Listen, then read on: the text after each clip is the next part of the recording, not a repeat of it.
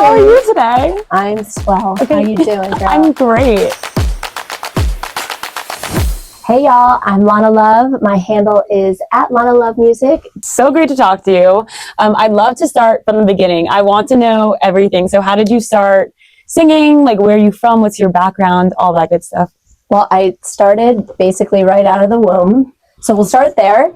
My mom, when she was pregnant with me, used to hold a tape recorder up with music to her belly. And is she a singer too? She's not, but she's very artsy, and she went to art school, so she's always loved music. But she used to play Phantom of the Opera, and that was like her go-to. And then when I was 4 years old, I ended up picking it out on the piano, music of the night. And so I have to equate it to when she was playing it, and it must have somehow it's not like chills. Infiltrated my facility. So I begged her for voice lessons, and I started off classically in opera and classical piano and ballet. So really, oh cool. Yeah, all three mediums. So from a young age, did you see yourself going in a classical route as an adult, or did you think you would eventually transfer over, or how did you get to where you are today? That's a long story. I don't know if we have time for that. But I really loved classical, and I thought I was going to be a classical pianist. That's what I wanted to do, and loved opera. And then I slowly degraded into pop music, and here we are today. Life has just kind of shown me a path, like we talked about earlier, like the ocean of possibilities, and life just kind of takes you down the current and you go with it. And somehow I ended up writing for pop music. So, what do you think was the most like pivotal moment that shifted to pop music, that you're like, oh, I think this is the path I should start going down? Yeah, that's a great question. I think there was one moment, and it was I met a famous Spanish pop star in a coffee shop. Wild. What coffee shop? In Soho. Oh, shout out to I think it was like Matcha Chacha or one of those. Yes, I love Matcha Chacha. Yeah, and so I met him, and he goes, "Do you sing?" And I said, "Yeah, I do." And he goes, "Okay, well, come back to my apartment." And for some reason, I don't recommend going to strangers' apartments, but I went to his apartment, and I was like, "Okay, sure." And I knew the guy that he was with, so I thought it was safe. Oh, okay, but that helps if you know someone. I know, I was like, that's a big difference. I know it sounds weird, like don't do that, but I did it. And it ended up being Domingo Zapata's apartment, which is this famous painter in New York, and he does all the pandas. And so I was looking at all these pandas in the room, and they press play, and he goes, "Okay, so we go take another coffee, and you 20 minutes, learn the song, and we go." In their accents. I can't do it very well. So I picked up the song, I heard the music, and it was just like the most beautiful thing that I'd heard since Phantom of the Opera. Wow. Like, to tie it back. Oh, I was like, this is giving me Phantom of the Opera vibes. I have to work on this project. You better crush this. So I learned it on the piano. I sang it for him. He came back, and I said, this is amazing, but I think you could change the lyrics. And he goes, oh, really? And not expecting an opinion. Yeah, he was not expecting an opinion. He goes, well, what would you suggest? And so I just kind of spitball with him and did my musical theater thing. And he was like, you know what? You got 24 hours. Come back tomorrow. Wow. And if I like it, we work. And I worked on that project for the next 3 years. It became the #1 musical in Spain. It's not really a shift. It's just kind of like you're still doing what you've always done, just like a different capacity that you thought you were going to be doing it in, if that makes sense. Yeah, we talked about that earlier. It's like, sometimes you think you're going to be a dancer, you think you're going to be, like one in thing. Musical theater or one thing in opera, and it just, life takes you in a chance meeting in a coffee shop in a totally different It's always those like most random moments. So where are we, and like what does this mean to you and the world and everything? Yeah, we are at Penthouse Studios in New York, a very iconic studio. Everyone has sung here, from Tupac, who was shot in that elevator that's still there many moons ago. It's preserved, and there's just so much history in this space. So you can feel it. We were talking about that earlier. You can really feel it, the depth of it when you walk in. So being an artist is really hard. I was curious if there was ever a moment where you felt like you're done, or you're ready to give up or change careers or something, and if so, like, how did you overcome that feeling of like losing hope? Yeah, I think we all experience that, like no matter what field you're in, right? And especially for creatives, there's so much uncertainty. And I think that's really the hardest part. It's funny because this place, I really started again. This the Penthouse Studios is where we had this party, and I showed my music that I've been working on for the first time, and it was so well received, and it was like, oh wait, I can do this. And then the Wu Tang Clan started supporting me in a sense, and really Ghostface Killah was the one who brought me up and picked me out of the crowd when I was serving tables. So. I want to hear all about the voice experience too, the audition process, like what it felt like being on that stage, and like how it was working with John Legend, everything. Oh girl, it was awesome. Really? I loved being on The Voice. Like, it's just such a well-oiled machine. Wow. Yeah. Okay, so how was the audition? What was it like? What were you feeling like when you went on that stage? Were you nervous? Girl, I blacked out. I don't remember a thing. I couldn't even imagine having to do that. Was it scary seeing the chairs turn around, or like were you like relieved once like one did turn around, or were you still hoping for more? Or what was like the Oh, that's such a great question. I mean, when I say I blacked out, like I legitimately blacked out. Oh, okay.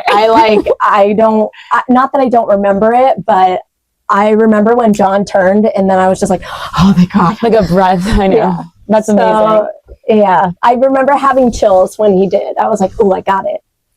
I get to go on another week's. It's hard. Don't get me wrong. You have a lot of pressure on you, and you think this is like your only moment, but it's not. Right? Like, yeah, that's true. There are many moments in life, and it's just one. It is a peak, That's true. But you're gonna go like this, so you just got to find that like steady place. And I really feel like after all of my peaks and valleys, that's where I'm at right now. Yeah, it's like you gotta love the like top moments too, because they do come and go. Like, so even if that was a peak, it's like just remembering the peak for what it was is so important. And you have it like televised, so you can always like watch it back or like. And anytime I feel bad, I just turn that on and be like, "Remember that happened?" I know, it's like that was a cool thing that happened in my life. But that's awesome. Yeah. So you just had a song released the other day. If you want to like talk about that and like how that creation process was and everything. Yeah, the seed of it was at the Chelsea Hotel, but I released a song with Ghostface Killah on Friday. Lost Boys with the C. It's out now on all streaming platforms. Go stream it. It's awesome. But that song's really cool because I'd actually produced it before. I'd released it before in 2021. Okay. And I ended up using my original vocal in 2019 on this track. Okay, you just it was classic. Like you had it was just classic. Yeah. And I was like, I can't re-record it. Like it needs to be that. But when I met him at Chelsea Hotel, he was like, come back to the studio, let me listen to your stuff. Yeah. So I played him that song and he goes, yeah, I'll hop on that. And I was like, wait, are you kidding? And he was like, no, I'll hop on that. You want to produce it out? And I was like, yeah, I want to produce it out. And so that's how I met Ray. Okay, amazing. And that's his head engineer and producer, and he produced my entire EP. Wow. And how I wound up at Penthouse Studios. So shout out to Ray. And that EP is coming out August, I believe. Yes, August 22nd. Sorry, I'm human. So exciting. Are you excited? Is it your first EP or? This is my second one. Okay. But I feel like I've grown so much that it feels like every time it feels like a new version of me is coming out. So. What's your personal favorite track on the EP? If it's out yet, or you could say if it isn't. Either way, I guess.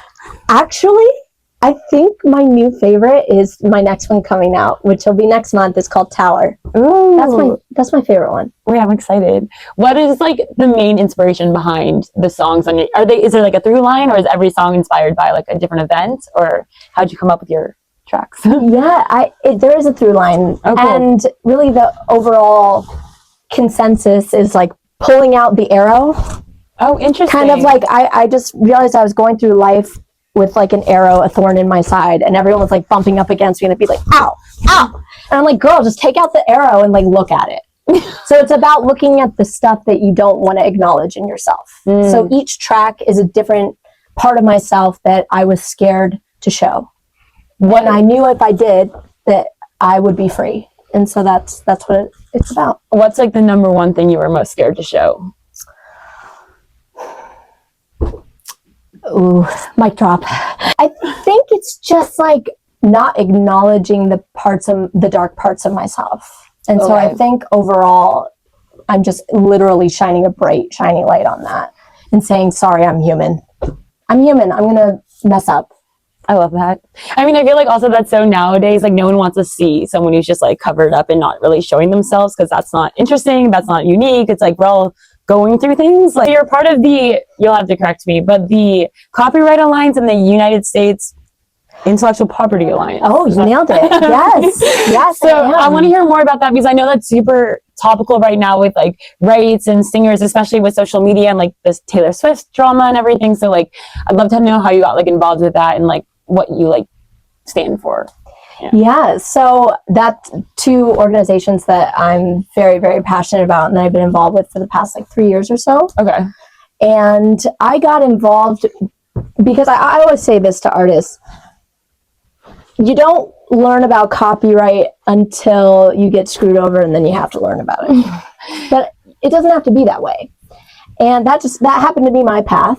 Wow. You know, and so then I took it upon myself to educate myself and to educate other artists on what your rights are. So I work for the skincare brand Earth Therapeutics. Yeah.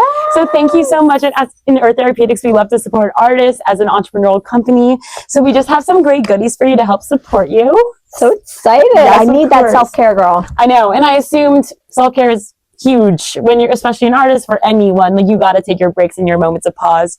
So one of our favorite things, we have an ergonomic sleep mask, and it has little, it's like contoured, so your eyes or your eyelashes won't get squished while you're sleeping. Oh, girl. Well, you know I need this because I got them fake lashes, the singles, and they'd be looking crazy if I don't have that contour. So I'm excited. Yeah, it's literally the best. It has a full blackout effect, especially in New York City. I know, like, I struggle to sleep here, so you'll have a great time sleeping. I need this. I told you I manifested this for sure. It's a great product. We love it. And then another thing we got for you is a brightening black pearl mask. So black pearl extract is made for getting rid of redness, and it evens out skin tone. And just like, I know being on stage and like not getting enough sleep, it's so easy to like your skin and wearing a lot of makeup all the time. So this should help you refresh at the end of a long day. Oh, I need this. Thank you for this. I'm so excited. I know what I'm doing tonight, by the way. A self-care night. Yeah, so it's a self-care night tonight for sure. Oh, 100%. I know. I'm with you on that. And then we have some for your feet. We have a soft and smooth, gentle peeling foot mask, which we love. And it gets rid of all the dead skin, dry skin on your feet. You just wear it on like a little sock, and then like the next day it's like peeling off. It's kind of like magic. Ooh. But we love it, especially with summer and so much walking around and like dancing and everything. Always good to take care of your feet. I don't know that I've ever tried something like this. Really? I'm really excited. Oh, they're exciting. They're kind of scary, but they're... I'm sure I have a lot of dead skin on my feet, but we don't need to talk about that right now. And then something else we got for you is a fit balm with CBD. So I know we didn't talk about this, but you really like getting your massages in Hell's Kitchen. I heard about that. Oh, from who? Just kidding. Your publicist. Maybe I do. I love getting massages in Hell's Kitchen. They're cheap and good, girl. I know. I'm sure they're great. And then if you ever want to just massage yourself too, the foot balm is amazing. And just like another self-care thing, like it feels so good at the end of the night, and it really relaxes your feet. I need this in my life. Yeah. I'm so excited. And then we also have collagen hydrogel under eye patches, which is another thing that you could do for self-care. It really, really evens out your skin under your eyes and gets rid of any like dark circles. Can you see them right now? I actually can't. You're doing great. But the lighting is a lot of makeup. The lighting is good. This is necessary. Yeah. Y'all are spoiling me. I know. I feel like for you. I love it. And then another one, we got some plush socks for you. That's super soft, super soothing, and you can just wear them around your house or even when you're recording or whatever. Just feel nice and cozy. Oh, I'm gonna take these off immediately. These are happening. These are so soft. I know. I love them. I have so many pairs. I know, right? And then the last thing, we got a tea tree oil foot spray, which is also for your feet. If you're walking around a lot, it just instantly refreshes and like makes it feel so clean and everything. So I love the tea tree spray. It's one of our top sellers. So. And deodorizes. Yes. We need that. Don't tell anybody. I'm just kidding. Literally. And then on the Earth Therapeutics tote, which we got you a cute little tote too. So that's everything. Cute. Yes. So thank you for spoiling me. Yeah, of course. So excited. Self-care night for sure. Oh my God. I know, seriously. Self-care week. So have so much fun, and thank you so much for your time. This was so awesome, and good luck with everything. Thank you, girl. I appreciate it. Of course. Thanks for having me.